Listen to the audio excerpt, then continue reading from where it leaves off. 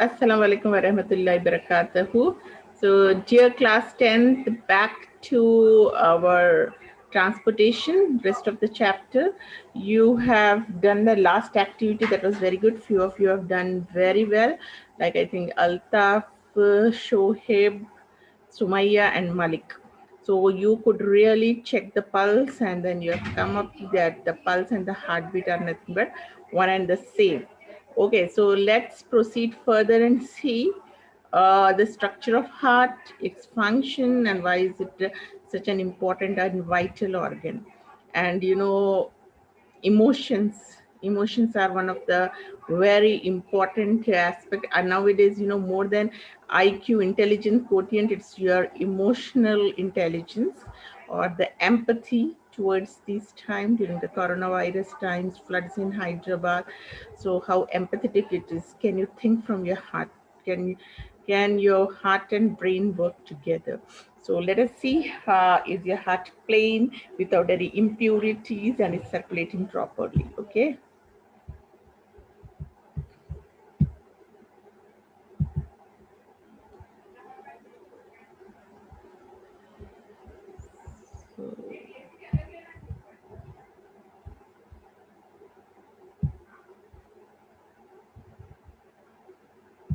So as per your finding, we can say that pulse rate is always equal to the heartbeat. Now, how does the heart beat? You can just see its contractions and expansions, and what is systolic and diastolic. So now let us understand the structure and what are the ways and the procedures of our heart's working. So if you see heart is, where is heart located? It's located in between the lungs and is protected by the rib cage, in between the lungs. In the respiratory system, you have learned that the basic functional unit of lungs are the alveoli and the importance of alveoli, and they all are actually interconnected. Until and unless, if the lungs stops functioning, as we were seeing, many of the patients in the coronavirus were suffering because of the virus attacking the lungs, and ultimately lungs, if the lungs were getting damaged, even the heart's function was stopped. So all the organs inside your body are interconnected to one another. So, and the size of the heart is approximately the size of a fist. Okay, आपका fist आपकी जितनी मुट्ठी है, उतना ही हर एक का जो मुट्ठी का साइज होता है उतना ही. अभी मेरी इतनी मुट्ठी है तो मेरा हार्ट का साइज इतना ही रहेगा. तो everybody will have that size only. So, uh, एक हम lab activity, this lab activity most of the time they'll ask you in the exam. Let us see the internal structure of a mammalian body. As you have seen how in a periodic table elements are classified into various categories depending upon their characteristics or the properties, so is the animal kingdom. Animals are also divided. So mammalians are the organisms that give birth. There are certain characteristics. All these mammalians have same characteristics. They've got sense organs, 5 sense organs. They have got hair on their body. That is the reason they have placed into mammalians. And then they have got defined different systems, and they give birth to the babies. They do not lay eggs but give birth to the babies. So all these characteristics are same in all the mammalians. So we are going to, if you can see a heart of a, generally Bakrid में आप लोग देखते हैं जब whenever we are sacrificing a goat, आप लोग बैठ के खाते हैं उसका दिल, गुर्दा, हर चीज. So that heart, you have seen it. So this Bakrid, try to see if you have not observed it with a scientific point of view. You can just observe, and even our heart is almost similar to it, to this mammalian hearts. So the structure of all mammalians, as I told you, we also belongs to the mammalian family. So like sheep, goat, monkey will have the same heart. So now for this activity, this is what we are seeing, how this butcher has cut and taken out the heart from the body of a goat. So this he has used it, this long sharp blade, a tray. So what all are the materials we need is to check what is inside the heart. Now we are not cutting the goat, but the heart which is out, we are going to observe it. So for that, what do we need? We need a soda straw, a sharp and long blade, a scalpel, tray, a jug of water, dissection scissor, and forceps. All these things you have already seen it into your lab, but again you can see what all are these materials which we are using to observe the mammalian heart. Oh, it's functioning. So you have seen what a soda straw is. How does a blade look like? This is a tray in which we are going to dissect, a jug for water, and these are the dissection scissors. So, and forceps, these are the forceps. So using them, and what is the procedure? What are we doing? We are first thoroughly cleaning and washing the heart so that the blood is completely drained out from all the chambers. When we go for the further studies and you see that heart has got 4 chambers, so we'll come to know what all it is. And this soda straw is inserted into the stumps of the blood vessels to see that the blood is removed from the heart and you will be able to see it clearly inside. So you can observe the arrangement of the veins, arteries and veins inside the heart. The blue colored ones which you see are veins and the red one are the arteries. And the heart is beautiful pear shaped structure, triangular outline, and it has got a wider at anterior end. You see it wide towards this anterior end. If you want me to show what is an anterior and a posterior end, let me use a pen and show you its anterior and posterior end. Okay, so let's take red blood color for the heart. So you can see it's this is its anterior end, and it is a bit broader when compared to its posterior end. Its posterior end is narrow. Okay, so narrower at the posterior end. So this is how is the shape of the heart, and it's a triangular shape equal to the size of your fist. And what all inside it has got, how many chambers. So let us dissect, cut this heart and see what is inside it. Okay, so if you can make you have to make a paper tube. This activity is given in your book. So similarly, you have to just follow how this activity you have to do it. And after in place of this, we can use a straw or other aspects also.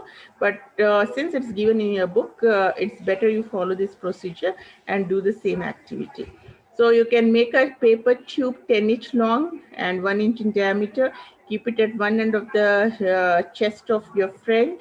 And this activity also you have already done it. Okay, so now you are carefully listening to the beats, heartbeats.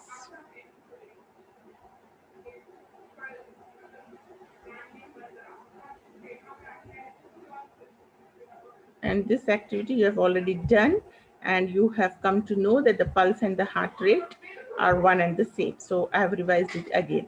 So now we are going to see the mammalian heart through this activity, in which we are going to dissect it and check what all are inside the heart. Okay, so we have taken this soda and inserted it inside, and then we have seen that it has got a wider anterior end and narrower posterior end. And this, you can see it pumping also. This is its posterior end. And it's covered by 2 membranes. The heart is covered by 2 membranes called the pericardial membrane. And this membrane is filled with the fluid so that there shouldn't be, when the heart is pumping, there shouldn't be jerks inside it. Okay, and no shocks. So as your brain also has got the membrane meninges, so is the heart having pericardial membranes. And it's divided into 4 parts by grooves. The upper parts are called the atria and the lower are called ventricles. So the walls of the ventricles are thicker when compared to the walls of the atrium. And the blood is pumped into the various parts of the body through how is the blood going. You know, the blood is supplied, pure blood, oxygenated blood is supplied to all parts of the body through arteries. And deoxygenated blood, after you complete your function, you come to know that how transportation, your digestive system and respiration both together helps you in giving energy. And this blood, once you have used up your energy, broken down, catabolism is over, this deoxygenated blood has to again get recycled to get purified. So it's carried from all parts of the body through veins back to your heart. So now you can see that and look at the beauty of the nature, how Almighty has protected this. You know, most of the children or the people who have got some heart ailment, they'll have this septum. ये हम लोग बोलते हैं कि उनके दिल में सुराख है. You must have heard about many premature kids. उनको क्या problem होता है when they are running or they have some problems? You see that their lips become blue and they become, you know, they would not be able to breathe properly. Why all this happens is because this oxygenated and deoxygenated blood is getting mixed together. So it is so beautifully getting separated by an interauricular septum. So this septum prevents the mixing of deoxygenated blood in the right auricle, and the oxygenated blood is in the left auricle, from where it's supplied to all parts of the body. And from the body, this deoxygenated blood reaches the right auricle. Okay, and this has been prevented by interauricular septum. Similarly, right and left ventricles, they are separated by interventricular septum. And auricles and ventricles are again, we see auricular septum, that right and left auricles are also separated by a septum, and left and right ventricles are also separated by a septum, and auricles, ventricles, in between also you see a separation, and that is called auriculoventricular. Here you see between the ventricles and auricles, this separation is called as a auriculoventricular septum. So these two openings in the septum are called auriculoventricular septum. But this blood has to flow when we see the systolic and diastolic movement. This is how the blood flows from ventricles to auricles. And you can just see its functions. How are these septums opening and closing through apertures? So the heart has got valves. You have just seen that the people have suffering with the heart ailments. आपने सुना होगा कि surgery में उनका valves change करना पड़ा. So what are those valves that are generally being changed? Allow the blood to flow in one direction only. So these valves had to allow the blood flow of blood only in one direction. It is like if you look at the water system, अगर आप देखेंगे अपने घर का, तो from your water safety tank, the water has to flow down. It cannot go up. It shouldn't go up also. And same as your drainage system and all the other systems, if you can see it. So this has all been observed by the human beings, and those man-made systems are taken from this natural functioning of the heart. So heart has valves which will allow the blood to flow in one direction only, and it prevents its flow from in between these valves, and these valves are called as the tricuspid valves. Tri is there are three valves inside, and it allows blood to flow from right auricle to right ventricle. And then we even see the bicuspid valves also in between. The valves that is present between left auricle and ventricle are called as the bicuspid valves. These are very important. Please go through it 2 or 3 times, because this question you will get what are bicuspid valves, tricuspid valves, interauricular septums, intraventricular septum and auriculoventricular septum. So these are some important partitions that does not allow the oxygenated and deoxygenated blood to mix together, and they have a particular pattern of functioning. Valves functioning is to make sure that blood moves only in one direction, and this supplies to the various organs in the body. So as you see that blood is the main source of energy for our body, and every organ of our body, every cell requires energy. So the pulmonary artery, and there is all the one very important aspect most of the students forget to make a mistake is, arteries supply oxygenated blood, and veins supply deoxygenated blood, but it's the only one artery or the one vein in our body which works vice versa. Like if you see, pulmonary vein supplies oxygenated blood, whereas pulmonary artery supplies deoxygenated blood, because this deoxygenated blood has to come back to the lungs again, where lungs has to purify and send it back to the heart. So that is the reason this is happening in a vice versa, except this is the only artery which is carrying deoxygenated blood. Otherwise all arteries carry oxygenated blood. Deoxygenated blood is collected by a superior vena cava or post-caval vena cava veins and inferior vena cava.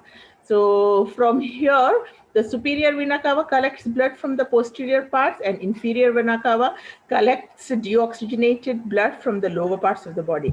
That means your upper limbs are getting, from your shoulder, these upper limbs are getting blood from superior vena cava, and lower limbs are getting it from inferior vena cava.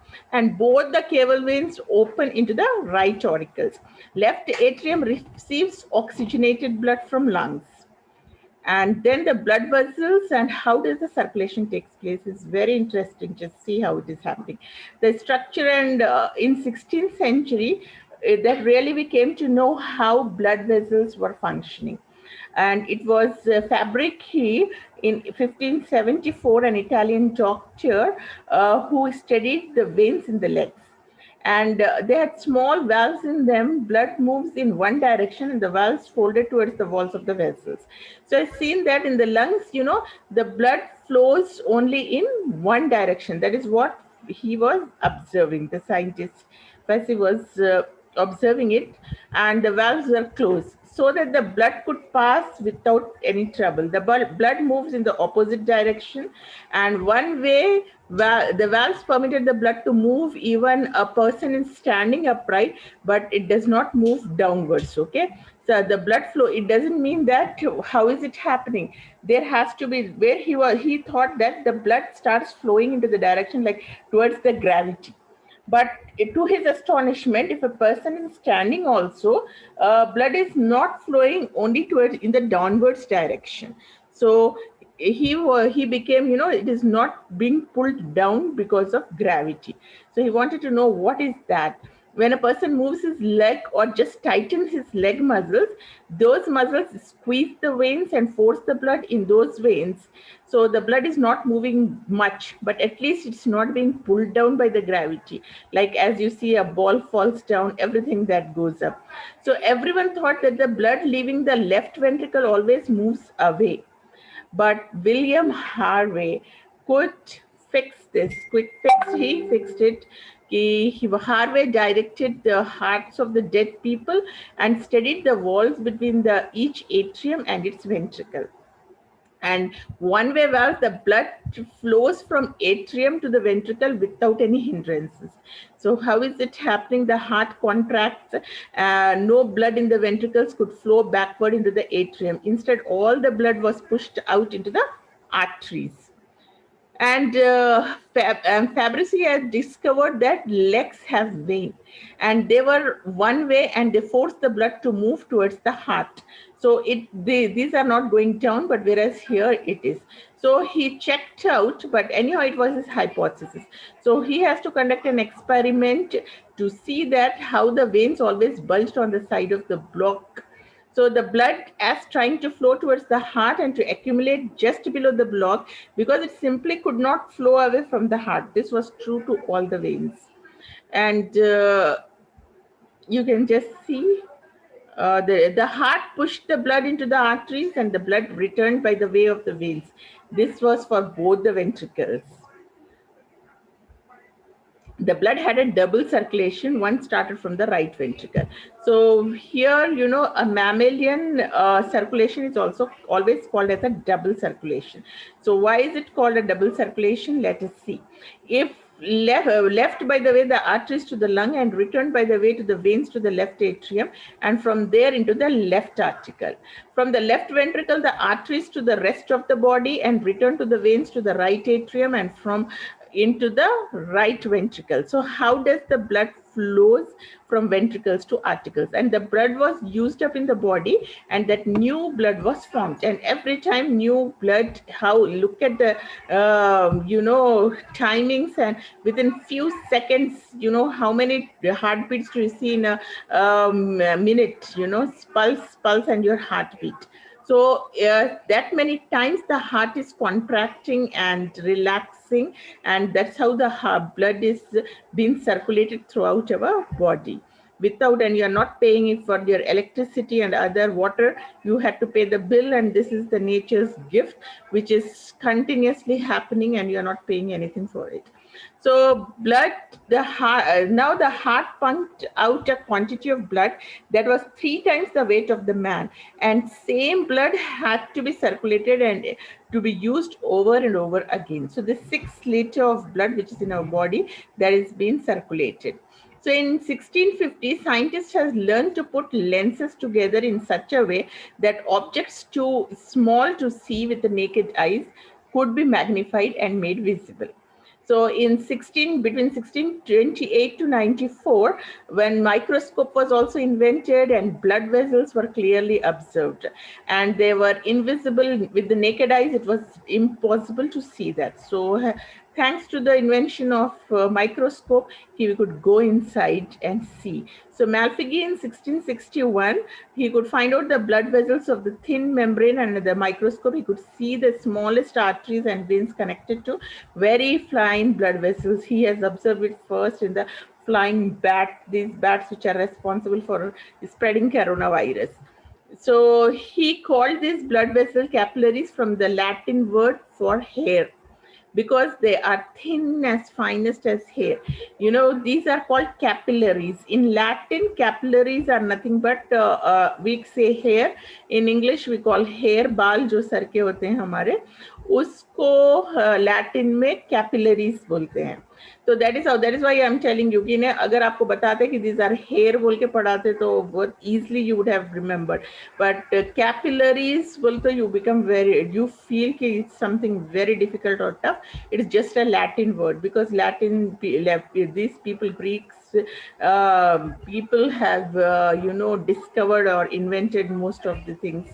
That is the reason it's all in that language. So that means the finest hair. Capillaries are just hair-like structures which we see them. And the discovery of capillaries, the idea of circulation of blood was complete and has been accepted ever since.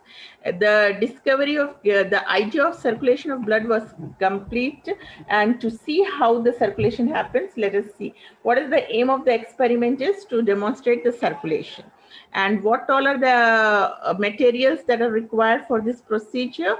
Is tie a why are we, you must have just seen whenever you go for a blood sample, anybody takes for the blood test, why is it tied to the elbow with the so that the direction, the flow of blood can be stopped, must be moved only in one direction. And whose blood vessels are now, the blood vessels can be seen very prominently. So once you tie them, what do the doctors do? They have this search your blood vessels, either arteries or veins, by tying up like this, and then find undivided blood vessels where we have to work for the next few minutes. So what are we doing now? we are extracting, we are finding this undivided blood vessels, and at the end of the vessels farthest from the elbow, apply steady pressure so as to close its cavities.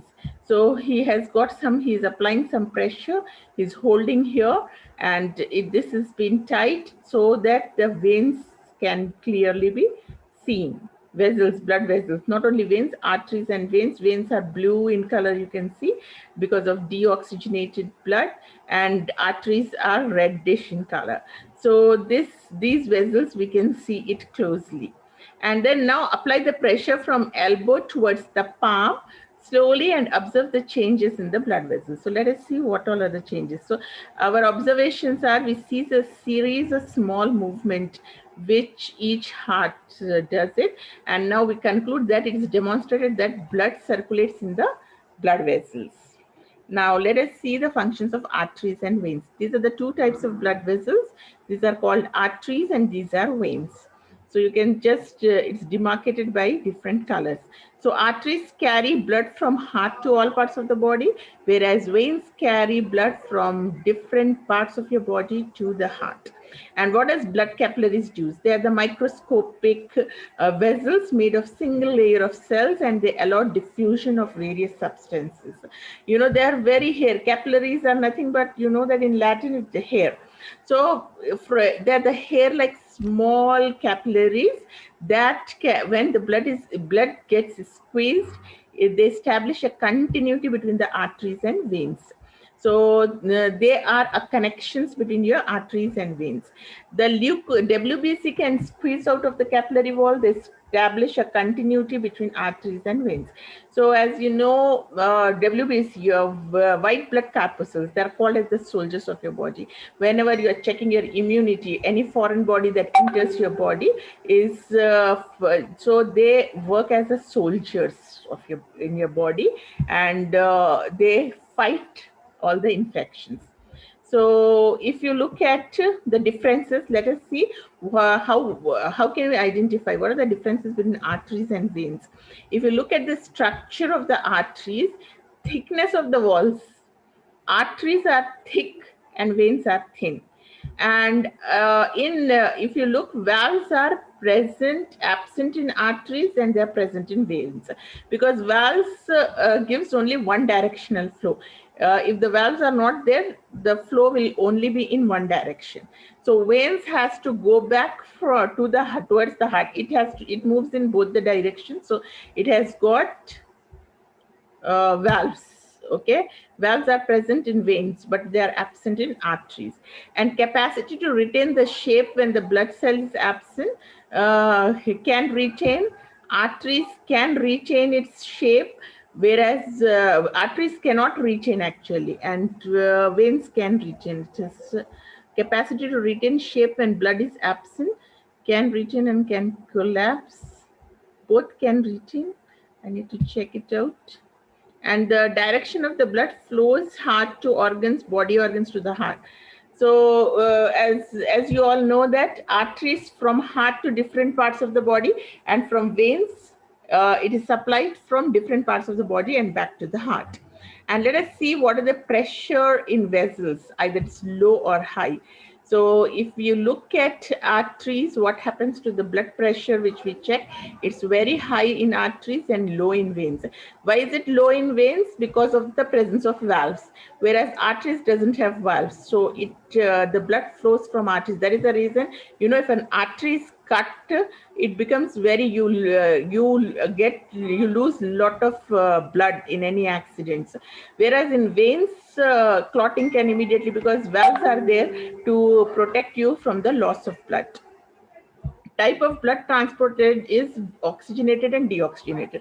So arteries contains oxygenated blood, and it's been carried by the pulmonary, except the pulmonary artery, and deoxygenated blood in the pulmonary veins. As I have explained you earlier only, all arteries carry pure blood, oxygenated blood, and veins carry deoxygenated blood, except one, and that's the pulmonary.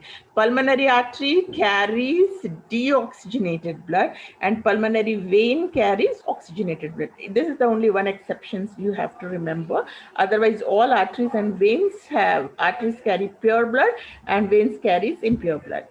Now, the types of bloods carried by pulmonary artery is deoxygenated, and vein is oxygenated. Okay, and types of bloods carried by pulmonary vein, what type of blood that is being carried by pulmonary vein is oxygenated blood.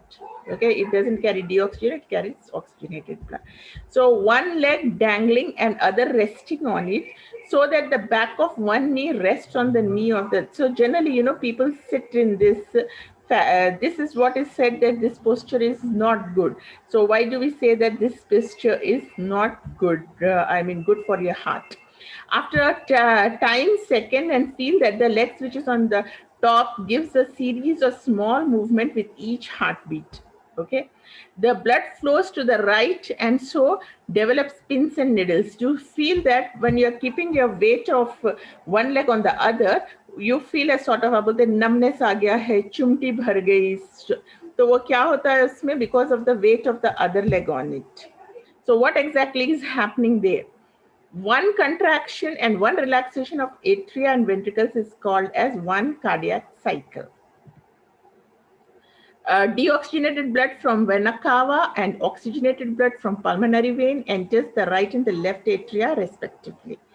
And then how it is happening now. Both atria contracts, forcing the blood to enter into ventricles, and the ventricles start contracting and atria starts relaxing on ventricular contraction. So when ventricles contract, what happens? The blood flows into atrium.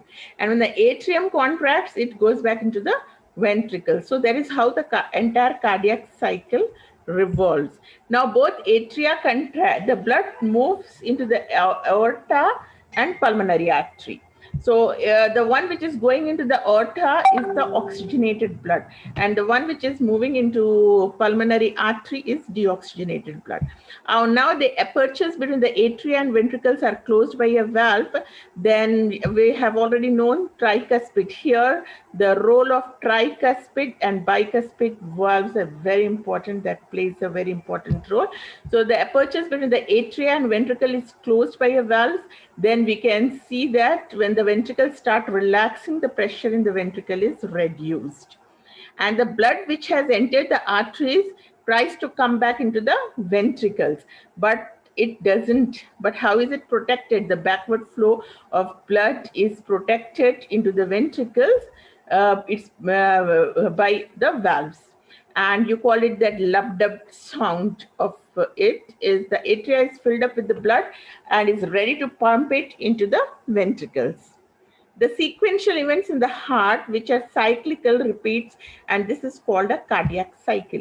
So most of the time you'll get this question, what is a cardiac cycle? So it is where, how the blood is, flows from, aorta to the different parts of your body, and from the different parts, how is it coming back, and then again getting purified and recycled. So that is what is your entire cardiac cycle. It includes an active phase, systole, and resting